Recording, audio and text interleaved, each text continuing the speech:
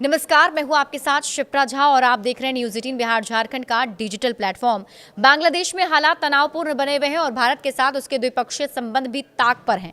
बीते कुछ समय में बांग्लादेश में भारत के दूतावास को भी निशाना बनाने और भारत विरोधी नारा देने की कई घटनाएं सामने आई। इसके साथ ही लगातार अल्पसंख्यकों के साथ हो रही हिंसा को लेकर भी भारत में काफी नाराजगी है। इस बीच बांग्लादेश में रूस के राजदूत अलेक्जेंडर खोजिन ने दोनों देशों के बीच तनाव खत्म करने की अपील की। बांग्लादेश में रूस के राजदूत अलेक्जेंडर ने सोमवार को बांग्लादेश से तनाव कम करने की अपील की ताकि अगले साल 12 फरवरी को होने वाले राष्ट्रीय चुनाव से पहले अच्छा माहौल बन सके। इसके साथ ही उन्होंने भारत के साथ तनाव कम करने की अहमियत पर भी जोर दिया। बांग्लादेश में रूसी राजदूत ने कहा कि ये जितनी जल्दी हो उतना अच्छा है। उन्होंने कहा कि वे दो देशों के आपसी रिश्तों में दखल नहीं दे रहे हैं, लेकिन उन्हें लगता है कि ऐसा कोई रास्ता निकालना समझदारी होगी जिससे तनाव मौजूदा स्तर से आगे ना बढ़े।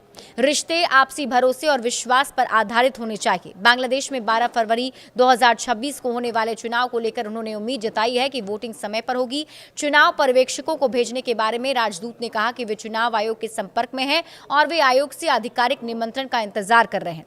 बांग्लादेश में हालातों को लेकर पूर्व मंत्री मोहिबुल हसन चौधरी ने कहा, बांग्लादेश में हालात बहुत तनावपूर्ण हैं, खासकर राजधानी ढाका और हमारे दूसरे शहर चटगांव में, क्योंकि इसे सत्ताधारी सरकार का संरक्षण मिल रहा है। वे कुछ चरमपंथी पार्टियों और संगठन को रोजाना बाहर आने और अराजकता फैलाने में मदद कर रहे हैं या उकसा रहे हैं, इसलिए हालात काफी अस्थिर बने हुए हैं क्योंकि चुनाव नजदीक आ रहे हैं। उन्होंने कहा, ऐसा लगता है कि वे कम से कम चुनाव का शेड्यूल टालना चाहते हैं और अपनी सत्ता बनाए रखना चाहते हैं। इसी बात को ध्यान में रखते हुए वे अपना आंदोलन जारी रखे हुए हैं। उनके पास कुछ यूट्यूब और ऐसे लोग हैं जो ऑनलाइन मंच पर आकर भड़काते हैं, जिन्हें लगातार लोगों को उकसाने के लिए कहा जा रहा है। इसके अलावा उनके पास हिज्ब उत तहरीर और जमाते इस्लामी छात्र संगठन शिविर जैसी कुछ चरमपंथी राजनीतिक पार्टियां भी हैं। इसलिए वे देश में सामाजिक अस्थिरता पैदा करने के लिए लगातार इन संसाधनों का इस्तेमाल कर रहे हैं।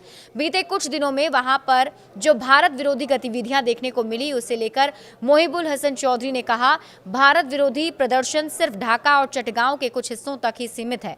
ऐसा नहीं कि पूरे देश से भारत विरोधी भावना है। अलग अलग संस्थानों के कुछ उग्र चरमपंथी कट्टरपंथी छात्रों में कुछ ने कई मदरसा छात्रों को अपने साथ शामिल होने के लिए मजबूर किया। इनमें कौमी मदरसे और खुद ढाका यूनिवर्सिटी के छात्र तक शामिल हैं। जो मदरसा छात्र कैंपस के अंदर रहते हैं, वे खाने और रहने के लिए मदरसों पर निर्भर होते हैं।